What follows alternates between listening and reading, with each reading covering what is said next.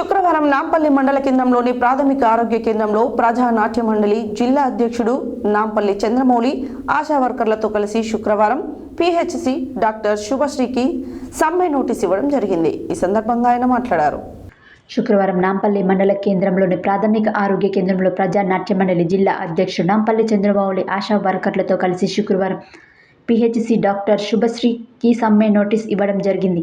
ఈ సందర్భంగా ఆయన మాట్లాడుతూ joint platform of trade union, Samyukta Kisan Morcha, రైతు వ్యవసాయ కార్మిక సంఘాల ఐక్య వేదిక ఆధ్వర్యంలో ఫిబ్రవరి 16న దేశవ్యాప్త సమ్మె గ్రామీణ బంద్ను జయప్రదం చేయాలని ఆయన అన్నారు. కేంద్రం బీజేపీ ప్రభుత్వం అధికారంలోకి వచ్చి 10 సంవత్సరాలు పూర్తయింది. అయినా రైతాంగం, కార్మిక వర్గ ప్రజల సమస్యలు పరిష్కరించడం లేదు. భారతదేశం వెలిగిపోతుంది.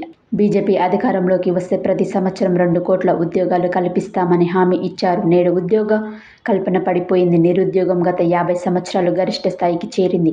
కార్మికుల నిజ వేతనాలు 20% తగ్గిపోయాయి. ఇప్పటికైనా కేంద్ర ప్రభుత్వం ఉద్యోగ కార్మికులకు కనీస వేతనం 26,000 ఇవ్వాలని, రైతాంగానికి గిట్టుబాటు ధర కల్పించి పార్లమెంటులో గిట్టుబాటు ధర చట్టం చేయాలని, కల్తీ లేని ఎరువులు ప్రభుత్వమే నేరుగా సప్లై చేయాలని, వామపక్షాలు పార్లమెంటులో ఉన్నప్పుడు ఉపాధి హామీ చట్టాన్ని తీసుకువస్తే ఆ చట్టాన్ని నీరుగార్చి ఆ చట్టాన్ని ఎత్తివేయాలని చూస్తూ ఉంది. గ్రామీణ ప్రాంతంలో కూలీ మీదనే ఆధారపడ్డ లక్షల కుటుంబాలు ఉన్నాయి. ఇప్పటికైనా రోజు కూలీ 600 ఇవ్వాలని, ఉపాధి చట్టంలో ఉన్న 100 రోజుల పనిని 200 రోజులుగా పెంచాలని ఆయన డిమాండ్ చేశారు. ఈ కార్యక్రమంలో ఆశా వర్కర్స్ యూనియన్ మండల అధ్యక్షురాలు రాత్తోడు కవిత, ఉపాధ్యక్షురాలు ఎదుళ్ల కవిత, కమిటీ సభ్యులు ఎదుళ్ల సునీత, విజయలక్ష్మి, శోభ, సునీత, ధనలక్ష్మి, సైదమ్మ తదితరులు పాల్గొన్నారు.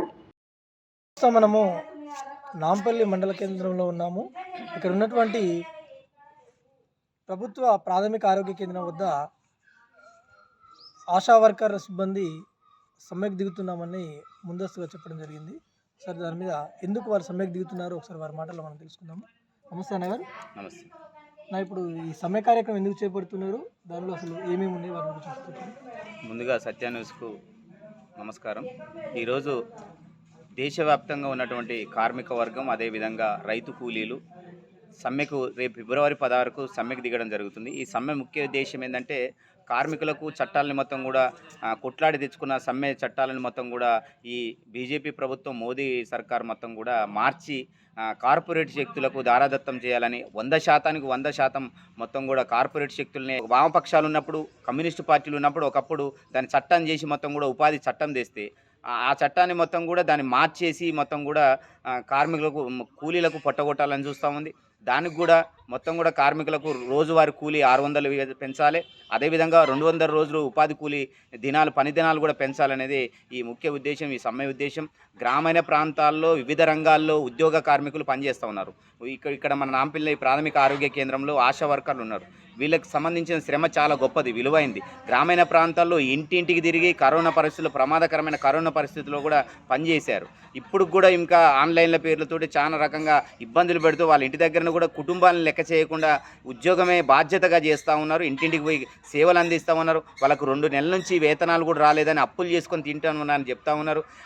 అందుకనే కనీస ఆరోగ్య కేంద్రంలో డాక్టర్ గారికి సమ్మె notice ASHA workers union Nampally మండల కమిటీకి వెళ్ళి ఇవ్వడం జరుగుతూ ఉంది. ఇంకా గతంలో పోల్చుకుంటే, నిజంగా గతానికి ఇప్పటికి పోల్చుకుంటే, కాంగ్రెస్ ప్రభుత్వానికి ఇప్పటికి పోల్చుకుంటే 10 సంవత్సరాలైన మోడీ సర్కార్ మొత్తం కూడా అంబానీ ఆదాయాలకు, కార్పొరేట్ శక్తులకు మొత్తం కూడా ఆయన గెలిపించుకోవడానికి, అదేవిధంగా హిందూ మత ధర్మాన్ని మొత్తం కూడా ఆర్ఎస్ఎస్ ఎజెండాని తేవాలని చూస్తూ ఉన్నాడు. రాజ్యాంగాన్ని, చట్టబద్ధమైన రాజ్యాంగాన్ని తూట్లు పడిచి రాజ్యాంగాన్ని మార్చాలని చూస్తూ ఉన్నాడు. ఆర్ఎస్ఎస్ ఎజెండాని తేవాలని చూస్తూ ఉన్నాడు. దీన్ని తీవ్రంగా వ్యతిరేకిస్తాం. ఇట్లే పునరంకితం అయితే నిన్ను గద్దెదించడం ఖాయం. పార్లమెంట్ వస్తుంది కాబట్టి ఇవన్నీ చేస్తూ ఉన్నాడు. పార్లమెంట్ ఎన్నికల్లో ఇవన్నీ తెస్తూ ఉన్నాడు. అదేవిధంగా ఒక కార్మికుడు రోజు కూలీ 145 రూపాయలు వస్తే చాలని చెప్తా ఉన్నాడు. ఇప్పుడు ఈ సమ్మెలో ఎన్ని సంఘాలు పాల్గొంటున్నాయి? 14 సంఘాలు, ట్రేడ్ యూనియన్స్ సంబంధించి కేంద్ర కార్మిక సంఘాలు, అదేవిధంగా రాష్ట్ర కార్మిక సంఘాలు 14 సంఘాలు ఈ సమ్మెలో పాల్గొంటూ ఉన్నాయన్న. ఇది నిజంగా హక్కుల కోసం పోరాటం చేస్తున్నా, లేకపోతే ఇది కూడా ఏమైనా ఎలక్షన్స్ అనుకోవచ్చు? ఎలక్షన్ స్ట్రెంత్ కాదు, గతం నుంచే చెప్తా ఉన్నాం దీనికి సంబంధించి. మళ్ళీ ఈయన ఏదో కొత్త